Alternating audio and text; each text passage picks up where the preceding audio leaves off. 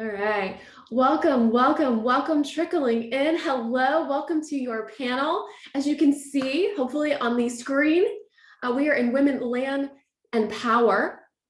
How does gender intersect with agricultural decision-making and conservation in the US? Again, welcome, welcome, trickling in, rising to 35. Very good. So women, land, and gender is your panel. How does gender intersect with agricultural decision-making and conservation in the US? Welcome. We are glad to have you all. Hopefully you're in the right place. If for some reason this was the wrong panel, then you got the wrong link. No worries. The other one's getting recorded. Stay with us. Be here. We are pumped to have you. Just to note, we have our two panelists and our moderator, who I am so grateful to have the privilege of quickly introducing. Kaitlyn Spangler.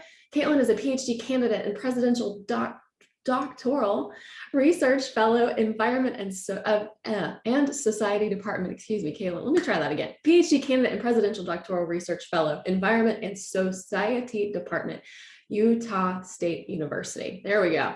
Kaitlyn is working currently in research, seeks to integrate geospatial data. Wow. And quantitative modeling with the lived experiences of farmers and rural communities in the US and assess the social, political, and ecological trade-offs of agricultural diversification. Wow. Kaitlyn, thank you for doing this research, this work. Thank you for being here, and over to you to get this panel underway. Here to support you. Thank you, Erin.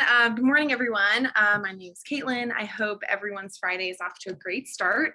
I apologize for not having the cool background. I couldn't get it to work, so you just have to look at my home.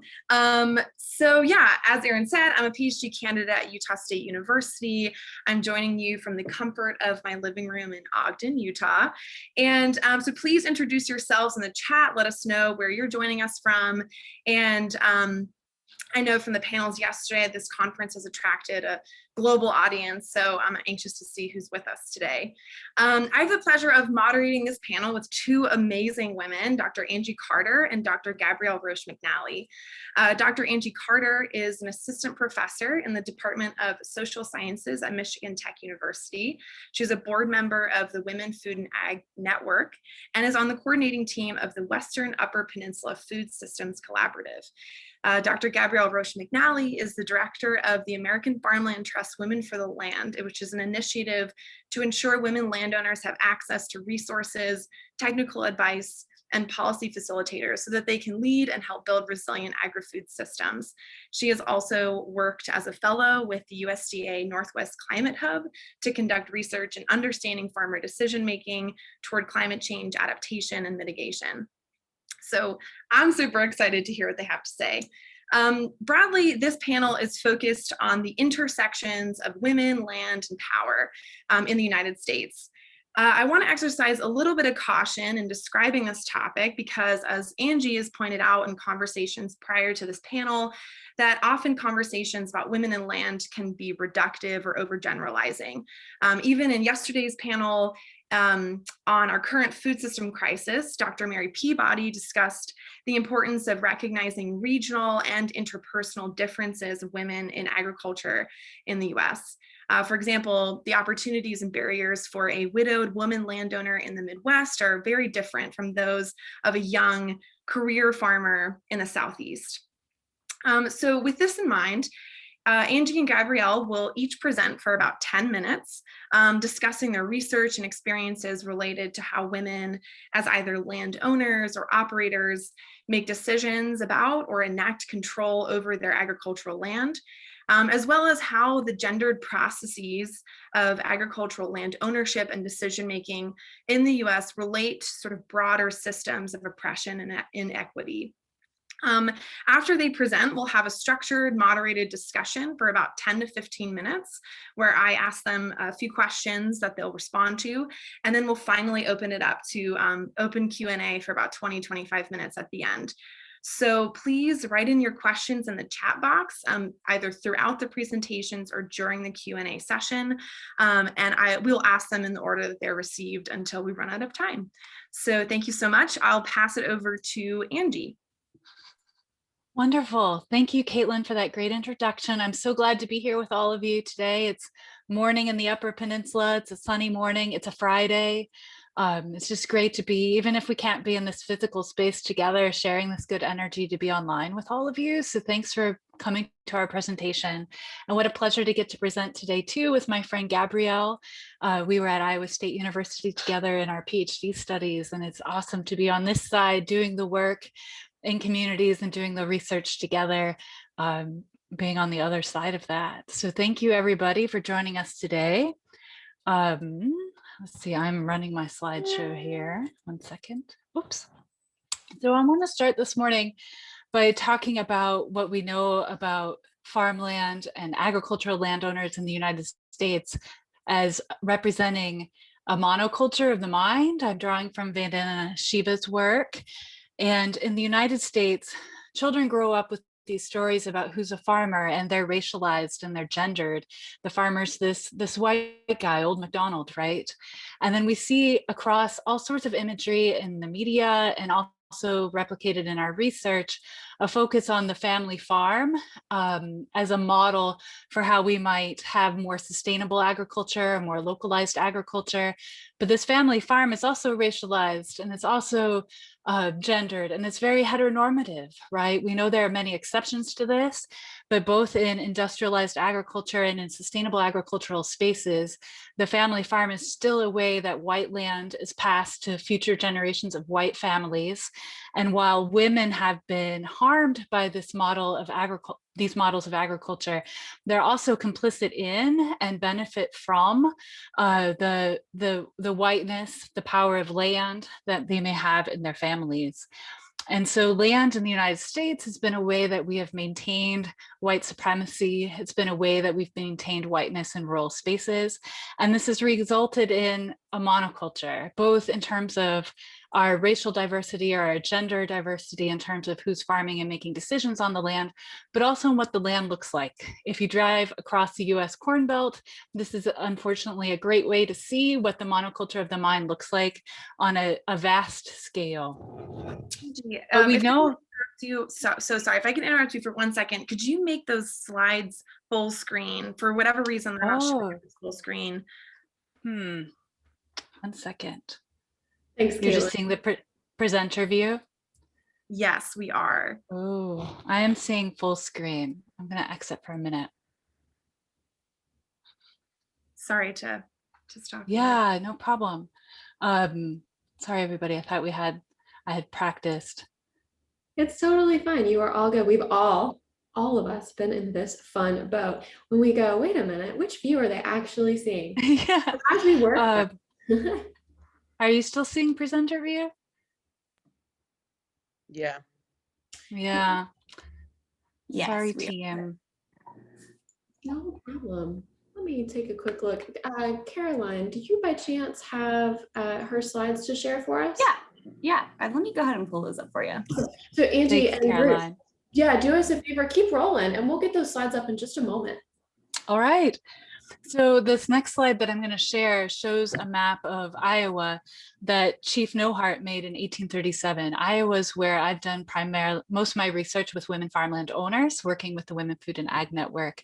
And so this map from Chief Nohart, 1837, this is prior to the 1862 Homestead Act, in which American white settlers were given land west of the Mississippi by the US federal government, following the forceful removal of indigenous peoples in the state of Iowa.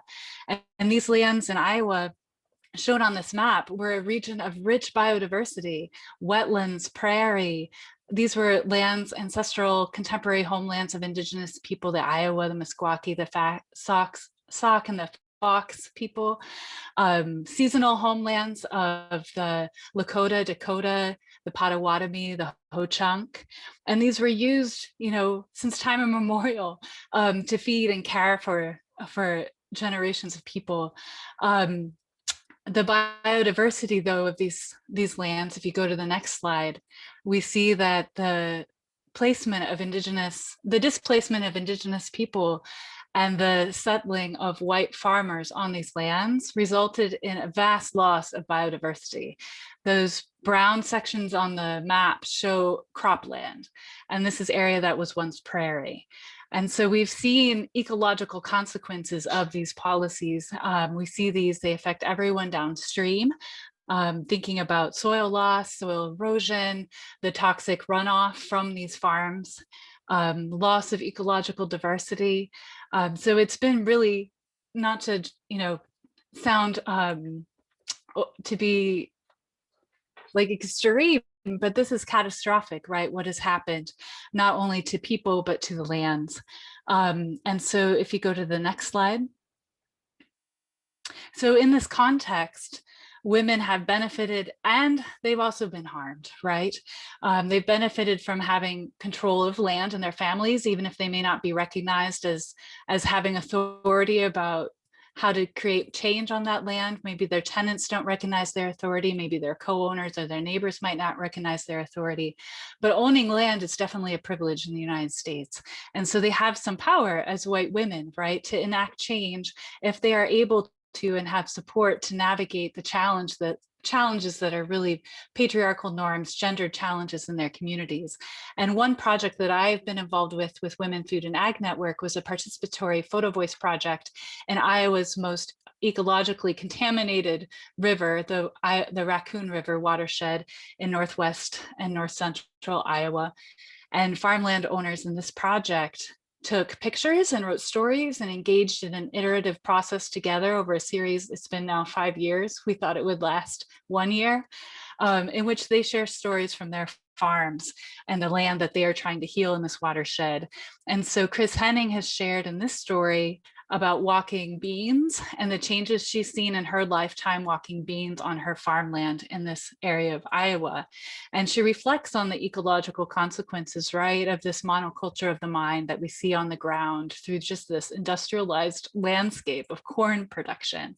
And she asks how many monarchs perish in our need for the cleanest bean field and fence row to fence row monocultures of corn and beans. So that's really important to see in their own words the ways that women are taking leadership not only of their farmland, but here in their watershed and sharing these stories with others to try to create change, to create healing on the land. If you'll go to the next slide.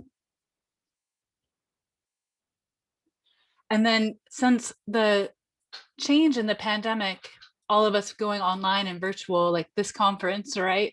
The Women, Food, and Ag Network has been doing more organizing online in virtual spaces. And one of the programs that they started last spring called Growing Community Resilience brings together people across the country, across the food system, not only landowners in Iowa, but also women who are working in food hubs in the Bay Area and folks who are doing food assistance work in Appalachia, beginning farmers in the Southwest. The shift to virtual in this way has allowed more cross-geographic organizing. And staff came up with this name of Growing Community Resilience before I shared with them this quote from Monica White's Freedom Farmers, which if you haven't read her book, I know several have referenced it so far at this conference. It's really, really great. In writing about the work of Fannie Lou Hamer and the civil rights work of reclaiming food systems, Monica White uses this term community resilience to talk about how we can navigate these racialized challenges in our food system and how we can adapt. And staff use this term community resilience within Women, Food, and Ag Network in this program to see how we can navigate the challenges of the pandemic in our communities, how we can create more networks focused on care and sharing mutual aid organizing and tools to do that. And then as the summer progressed and these meetings continued, the focus of these meetings shifted from pandemic response to the intersecting crises of pandemic and racialized violence that we were seeing this summer with the murders of Breonna Taylor and George Floyd, and more community action in our neighborhoods across the country, right, and trying to stand up for racial justice. And so this is one way that Women, Food, and Ag Network and landowners and farmers in this more white-centered space are trying really intentionally to focus on questions of racial justice, creating affinity groups so that on these calls, people are getting together as affinity groups of white people who have a lot of learning and unlearning to do, and also affinity groups of BIPOC BIPOC farmers and landowners to talk about healing and networks of care for them, and then coming back together as a shared group to talk about what we're learning and how to prioritize action forward. And so I'll hand this over now to my colleague and friend Gabrielle to talk about AFT's work and the work that they're doing at a more national scale too. Thank you. Thanks, Angie. Well, it's great to be here with everyone. You can go ahead and move to the next slide. So yeah, I'll just really briefly, I'm calling in here today from the West Coast. I'm just outside of Corvallis, Oregon, or just south of Portland, Oregon. So it's a bit early still here for us. And hopefully there won't be a small child screaming in the background. She does have someone else looking after her, but this is our pandemic life and just living our fullness. In every way, which I've been reflecting a lot on sort of this space of kind of working with women who are often sort of, not sort of, but we are often the ones to care for children, elderly, do a lot of emotional labor for our relationships, our colleagues, our communities. And so, you know, in that way, I feel like the pandemic has kind of awoken us to more of the reality of our lives. So in that way, I've been kind of appreciating our sort of having to accept that we're not perfect people, right? We're human. So anyways, great to be here today. As Angie said, I work for American Farmland Trust. I run our Women for the Land program. And, you know, I share this beautiful poem that a friend of mine wrote, kind of inspired by our Women for the Land program. And really, I'd say, you know, there's always lots of different ways I give these talks, but I think, you know, at the core of what we're trying to do, both at a national scale and then at the local scale with our program is, you know, to connect women to one another, to reconnect them, as Angie shared, you know, to the land and the stories of the land. Ultimately, lots of goals about connecting kind of to the deeper history of the land, which includes dispossession and genocide and slavery and histories that are, you know, not something that a lot of, you know, farmland owners think about when they think about the history of their land. But I think it's a piece of, you know, what we're trying to do, connecting people to that history. And then again, creating new relationalities with one another, with technical service providers, with again the land and their communities, and really seeing our work as sort of helping build that network, connect folks to one another, and ultimately, hopefully, access their power, their voice, their awareness to sort of drive and generate more resources for themselves, both financial, technical, informational.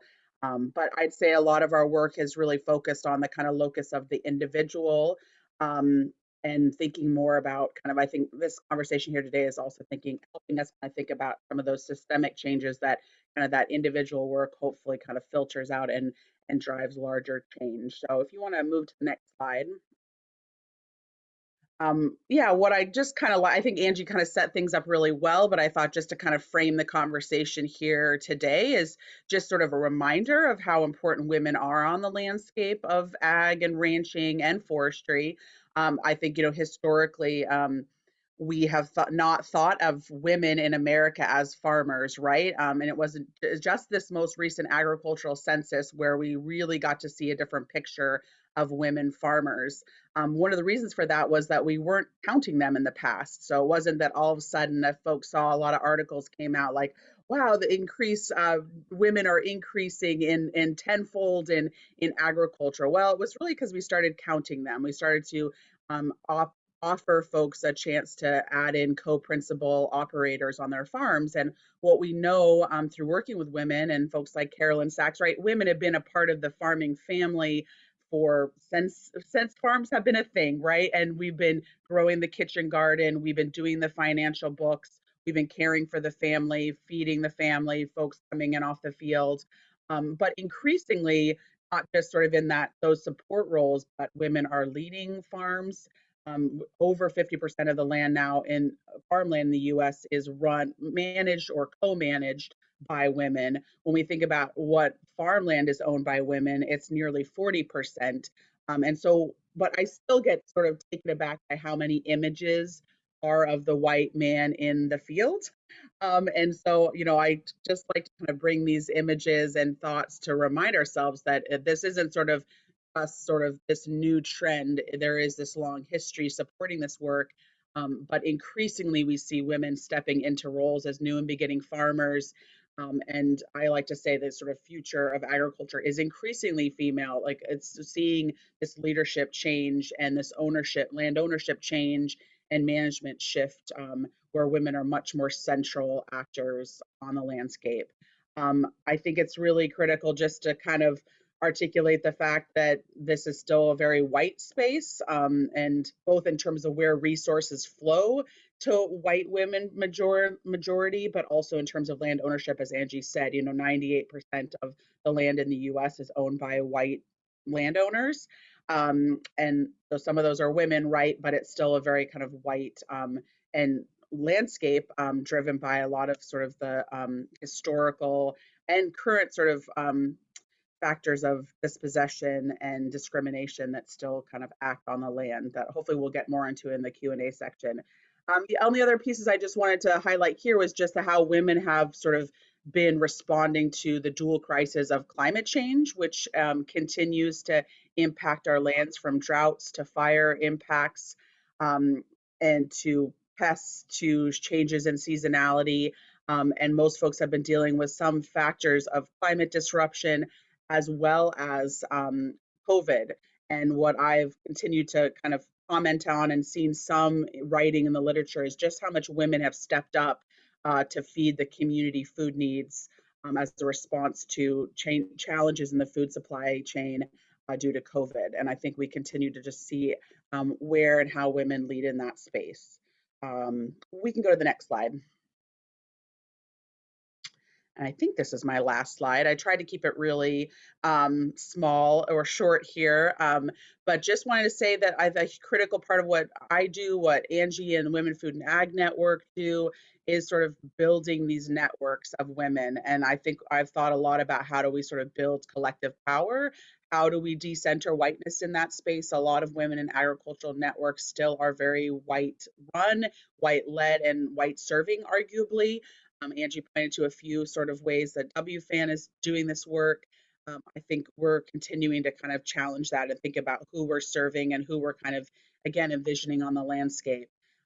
Looking forward to building a broader coalition, but thinking about what work has to be done, working for an organization that is majority white led and has often kind of served white women. So how do we kind of think about expanding the work that we do and building a bigger tent, so to speak?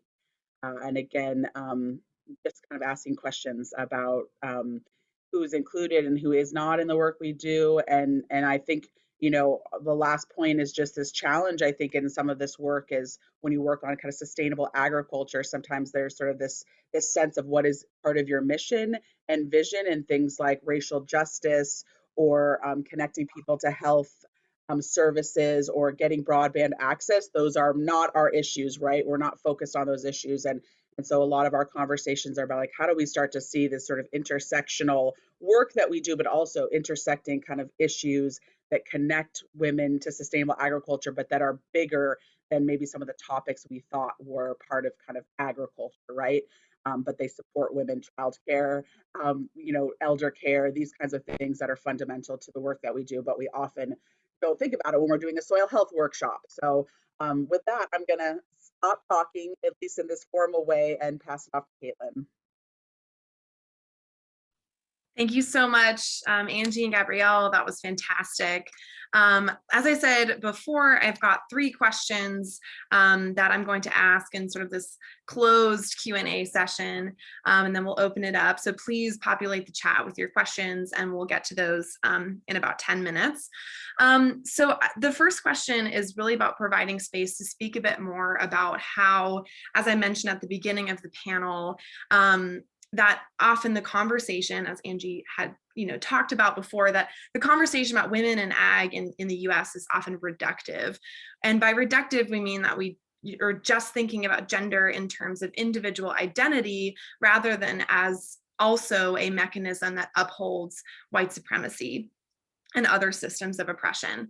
So in both of your experiences, research and reflections, could you speak a bit more about how white supremacy as a system of power that maintains racism, sexism, and heteronormativity influenced women's ownership and control over farmland in the US?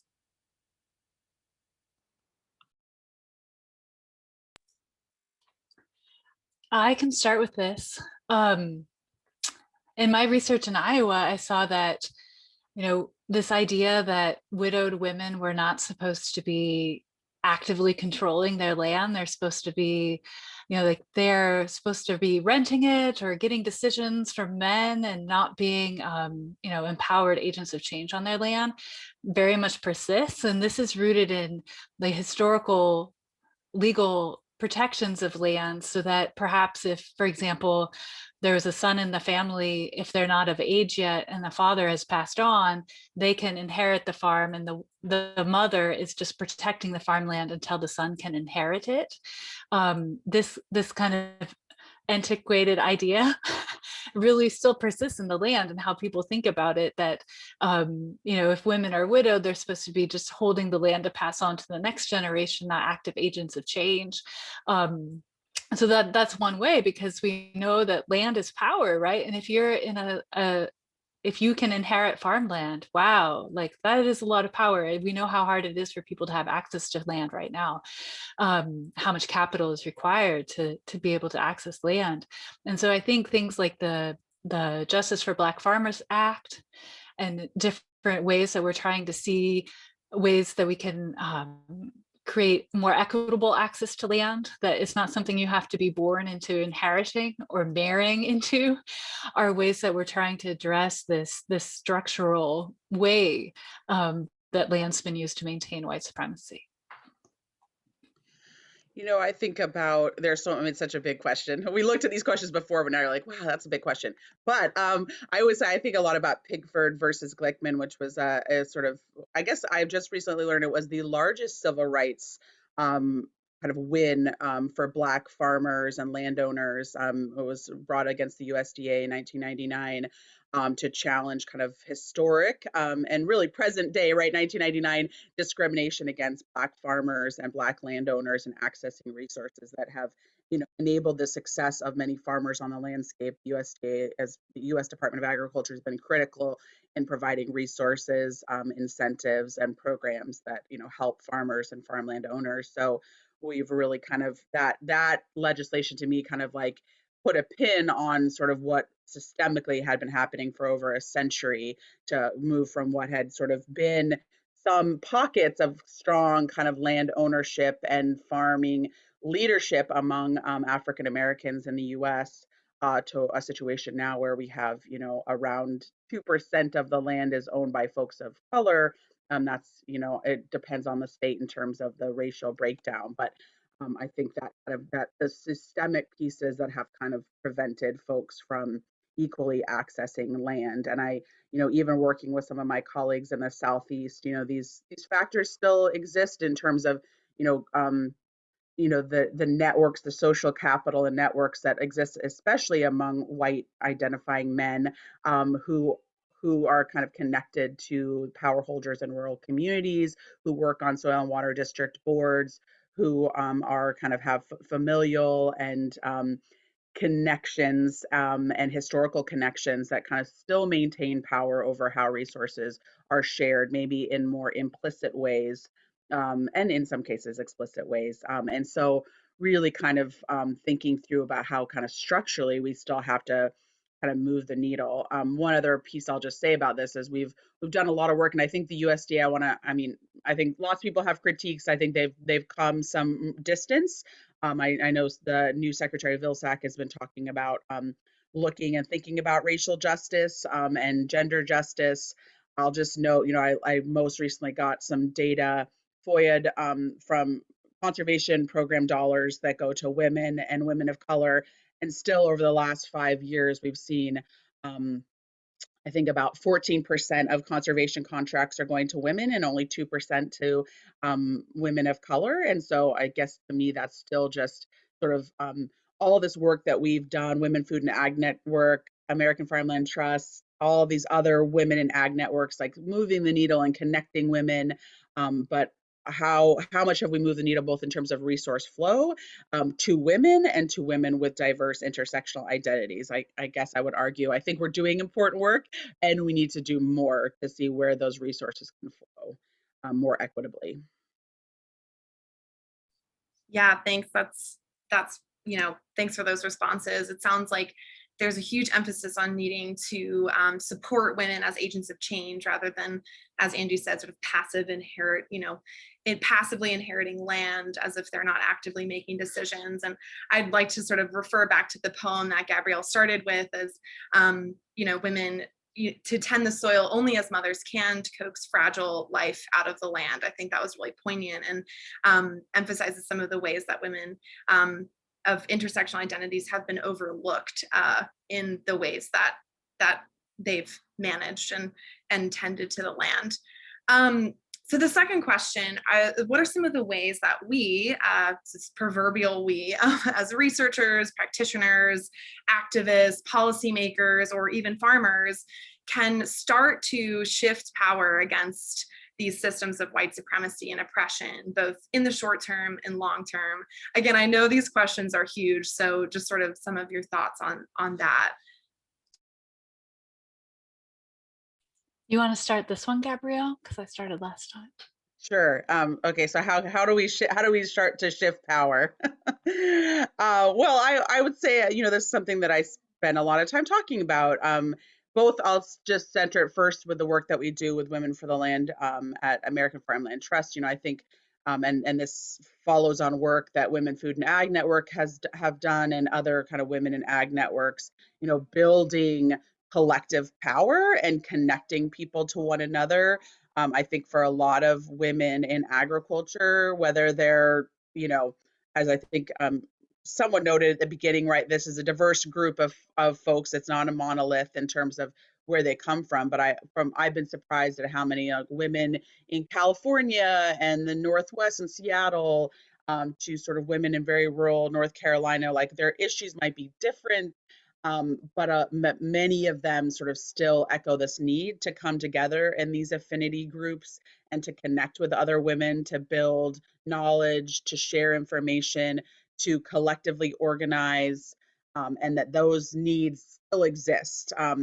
And so through some of our work with these peer-to-peer network learning circles, connecting women in these non-hierarchical spaces to share information, to connect technical resource providers, to access tools and resources to help them to manage their land better, shift some of the kind of drivers of that kind of industrial monoculture paradigm that Angie was sharing in the beginning, to learning more about land succession and land access, and how we can make that more equitable, or even just more easy to navigate. So I think all those things are good at that sort of base level. And then I think, we've been reflecting a lot more about how do we kind of move the needle in terms of connecting networks, so we have sort of network leaders to share resources more, and to kind of see the intersection of our movements, of our work, so that we're not sort of so siloed in terms of thinking about what is kind of sustainable agriculture or agricultural issues, that we see it as a part of a broader coalition that's tied to racial justice issues, that's tied to climate justice issues, that and rural justice, that there's these connections, healthcare. So we're making connections so that we see how our needs and our priorities are more connected than we might sort of articulate. So finding ways to do that, because so much of a lot of our work is very siloed. Yeah, and to add to what Gabrielle shared, I think it's so important that we're sharing knowledge and creating knowledge sharing networks, because we know knowledge is power, but then like the knowledge needs to be used in transformational ways, like we've been talking about throughout this conference, right? So how do we engage in that transformation? And one of the ways that Women Food and Ag Network has been trying to do that is through their Plate to Politics program, and I'll put the link in the chat here, where they're training and encouraging rural women and agricultural women to run for office. It doesn't need to be state or federal level office. It would be great if they do, and they have, but also for their soil and water district commission, you know, in their county, for the people that are controlling the resources at very local levels about how we're prioritizing conservation dollars, right, in their communities. And so this is one way of trying to connect the knowledge in the network to actually shaping and changing like the material conditions in terms of who can access this money and what is available, right, for programs. I also think it's really important what Kaitlyn was talking about in the Q&A this morning in her talk about care work and changing our relationships, not just within, but beyond agriculture, and recognizing the impacts, the profound impacts that the pandemic has had in our communities. And what has really emerged through these growing community resilience calls through WFAN over the series of, well, it's been almost a year now, is that we're not only talking about engaging farm folks or rural folks, but it's really breaking down this rural and urban divide and who has a say in our food system and in our agricultural system.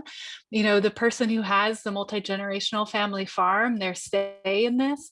Well, there's also other people, there's farm workers who have say in this, right? There's anybody who eats who has say in this. Anybody who's downstream from Iowa's pollution has a say in this.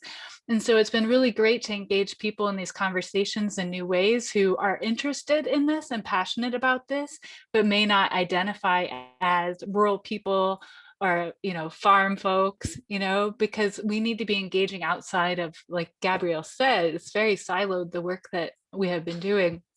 And so I think finding ways to engage across geographies in new and different ways around interests and issues is really important for us as women and for non-binary folks in the food and ag movement. Yeah, that's awesome. I hope to see that as well. I think that you both sort of touched on this third question that I was going to ask. So I think it'd be appropriate to open it up to Q&A from everyone. We've got one question from someone in the audience, so please, audience members, ask your questions and we'll ask them in the order they're received. But this first question is great, from Jessica Wallach. Could you please talk a bit more about the change in census categories that led to more women farmers being counted? When did this switch happen to allowing co-principal farmers to be counted? Yeah, well, the change happened between the 2012 and the 2017 census. And actually some of the folks who work for our Farmland Information Center at AFT were involved in some of those discussions. I don't have a lot of detail about kind of why USDA made some changes in terms of how they count. That'd be an interesting story. I just know that they allowed up to, I think you can choose up to 5 sort of principal and co-principal operators. Originally, you could only choose just one person who was kind of the principal operator. And so this sort of shift allowed us to see that a lot more women kind of wearing that hat. I think there's folks who've been sort of diving into this data in an academic sense. I think there's some interesting pieces too around kind of identity and as Angie I think mentioned, and a lot of this work, there's a lot of women who are kind of in the agricultural world who have been part of the farm, like running the books, which in my mind, in any other industry, like if you were the chief financial officer for said company, you would be like, yeah, I work for that company. But funnily enough, in a lot of agriculture, like you're doing all that, but you're like, but I'm not a farmer. Like, well, okay. I mean, so it's all how we like define these things. So I think there has been a shift, I can say this more anecdotally, but I think there's the research to sort of put a pin on this is, that shifting identity too of women seeing themselves and articulating themselves as more active roles on the farm. And so I'm sure some of that influenced the work, but I think it was a great move by the USDA to start to realize that it's not just one, it has never just been one person who's kind of been the farmer, even though that's often how we've kind of articulated this. So it's a very recent change, and there's a lot to kind of delve in. I'll just point to one person, Ryan Pilgrim, who's at University of Idaho, who's doing some really exciting work, kind of delving into some of those data from the most recent census, but certainly other folks who have been kind of exploring what it all means. Yeah, absolutely. I just want to point out, Jessica Wallach, said this reminds me of counting male heads of households for government subsidies in sub-Saharan Africa. And that's something that I've also encountered in some of my research, is sort of this household headship versus, breakdown of actual duties and roles and power. And even something I see in my own family. I'm from Pennsylvania, from a farming background on my husband's side. And, it's like the women aren't farmers, the men are. So yeah, I really resonate with what you were saying, Gabrielle. And I think it was a very smart move but on the USDA's part as well. Our next question is from Dr. Maria Lisa Christie. She says, Dr. Roesch-McNally, I know you began your studies on agriculture as an undergraduate, focusing on Africa. Are there lessons from the international arena that you've been able to apply to the US focus you have now, and vice versa? And well, I'll start there, sort of connections that you see. Also, Angie, you're more than welcome to respond as well. Yeah, Angie's doing some cool international work too. It's always fun when people ask me that question because it's not a part of my everyday life as much. I think there's a lot of intersections. The amazing thing I think on an international, especially from like a developing country kind of framing, is that sort of I think women are centered a lot more.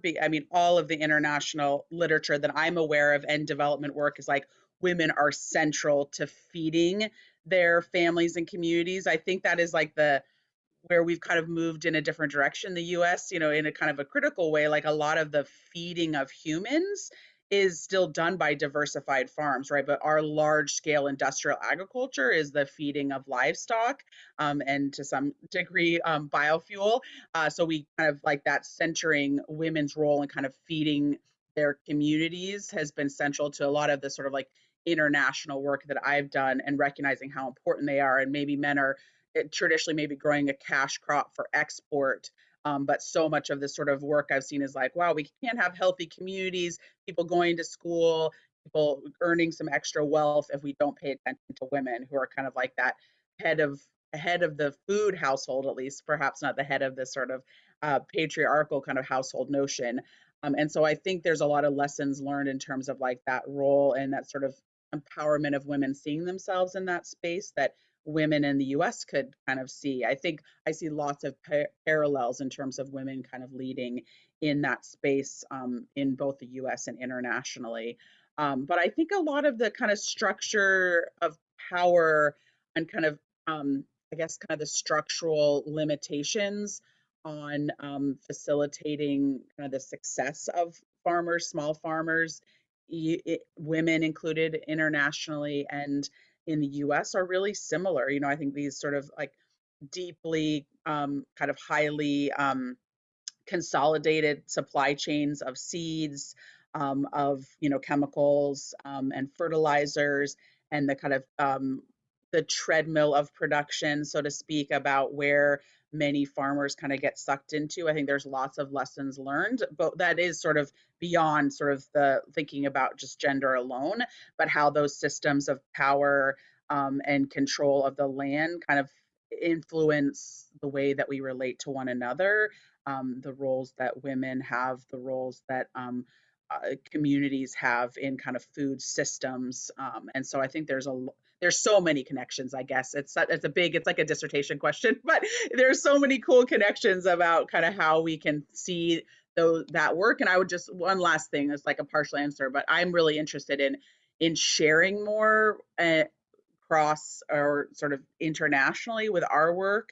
I think there's been amazing work done in the space that sort of Women Food and Ag Network or AFP have done in terms of doing these sort of peer-to-peer network learning circles, these non-hierarchical spaces. Like so much of that has been done in the international work, connecting women to microloans and microcredit and to one another, and seeing this incredible, some of the work of Heifer International to kind of connect people to small business enterprises. So I think there's so many lessons to be learned, kind of sharing between what we've done and what folks have done in other countries to kind of accelerate and build power among women. And I'd say just in the international literature that I've seen, like we've done a better job of articulating what the social and ecological benefits of that have been.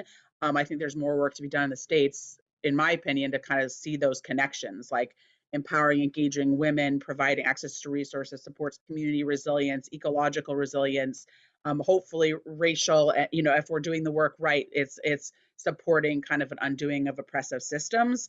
I see that articulated better in an international space than I do often in the US. Stop talking. Angie, I'm sure you have thoughts. Well, yeah, everything you say, Gabrielle, this is why it's so imperative that we're building movements and sharing knowledge across geographic regions, right? Because we know what is accepted and put across the landscape of the US Corn Belt as a good practice is then used to be exported, in the guise of aid or development to other places. And so, what happens here, travels not just down the Mississippi, but around the world. And similarly, like, we need to be working better with women's movements and agricultural movements globally, because these are transnational corporations, right? It's not just a local seed company we're fighting anymore. And so, like you said, it's really imperative, I think, that we're trying to make these connections and making space like this conference where we can better share what's happening in our communities and what is working, and create some alliances, because it's not accidental that in the United States it's only recent that we're counting all these women in the census, right? Like, that's strategic and by design. And it's not accidental that we've so de-skilled, right, agricultural labor, but also agricultural science in the United States. I mean, the folks that are teaching at the land grant are not trained in thinking about systems. They're not trained in thinking about social equity. We've really de-skilled, like, throughout the whole system, we've seen a de-skilling. And so we need to be rebuilding and relearning. And part of that is what's so important is this connecting with one another. Mm-hmm. Yeah, those are some really great points, both about transnational companies and seed networks. Honestly, something I hadn't really thought about before. And then just how we think about systems and how we teach agriculture. We have another question. This would probably be our last one. This is from Paige. Oh, there are two more actually. So let's see if we can squeeze them in. The first one is Carolyn Sachs mentioned the need for inclusion of non-citizens and immigrant farmers into an intersectional approach. I think we sort of briefly touched on this, but are either of your networks addressing this population? Or do you have thoughts on the importance of bringing this population into food justice and particular barriers related to land access?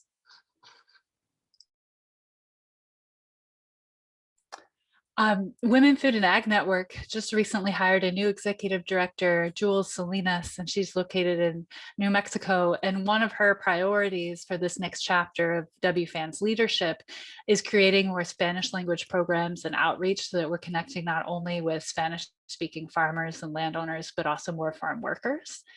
And so that's really a great transition, I think, for the organization. She spoke a little bit about this plan in her just like welcome session she did yesterday with the network. So it's very new, but that's one change I'm seeing in a direction that WFAN's taking.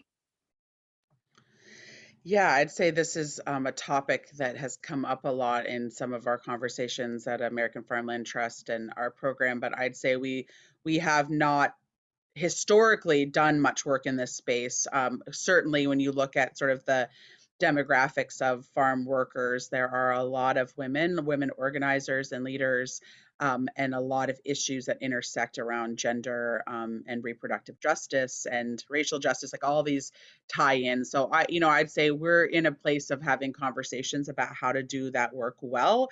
I think there's always, from an organizational standpoint, always trying to figure out like who are the best people to do this work, and if you're not or don't have a lot of credibility in this space, how do we then support and uplift and share resources with the organizations that do? So I'd say that's really where I'm personally looking at sort of our organization and our work is sharing resources and looking to kind of build coalitions so that some of our resources for a nonprofit, perhaps larger than like other grassroots organizations, are able to benefit somehow. But I'd say I'm not going to pass us off as having done a lot of work in this space. I'll agree with Dr. Sachs that it's critically important, and I want to do more of it, and I want to do it well.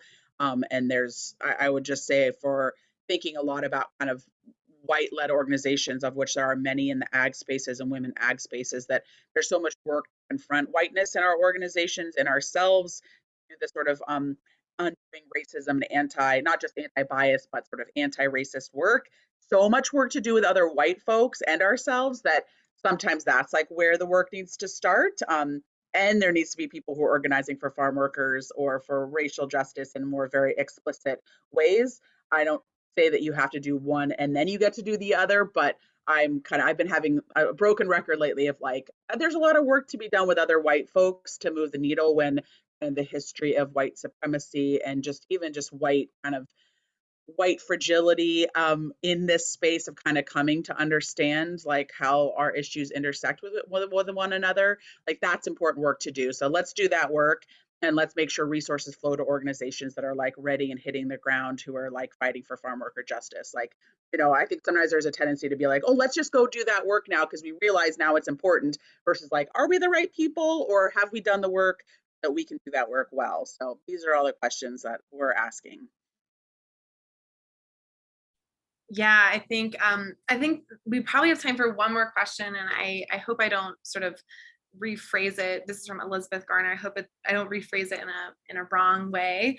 But the question is, what are the opportunities for collaborating with women activists outside of food and ag? And I think that there's a connection with, you know, connecting that to what you were saying, Gabrielle, of like, there's a lot of other work to be done that maybe isn't explicitly agriculture. So perhaps what are you doing in your organizations, or how do you see those connections that need to be made?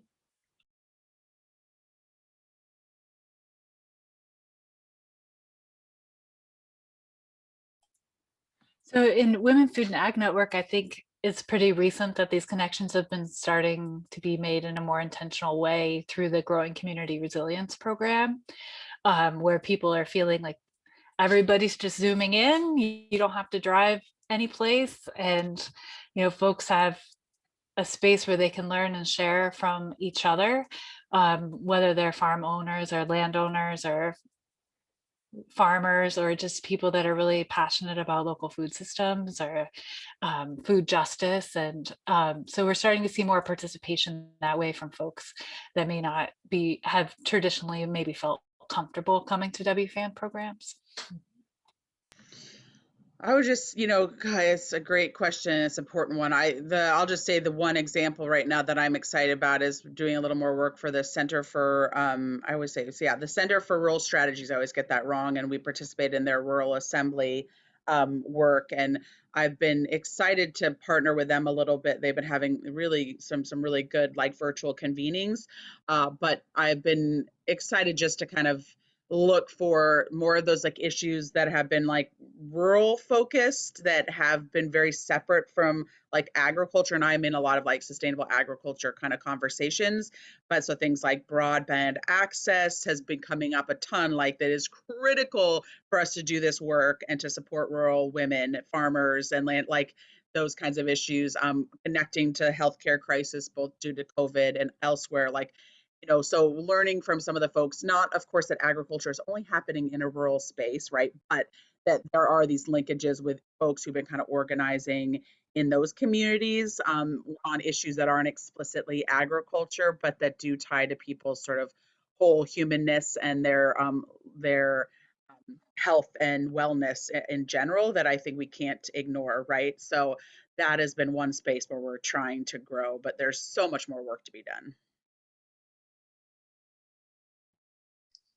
Yeah, I love that. I think the emphasis on whole humanness throughout our agri-food system is probably a good goal generally to have. And so thank you so much for answering all these questions, talking about your work and your experiences and your reflections. There was one question we didn't get to. I'm sorry for that person.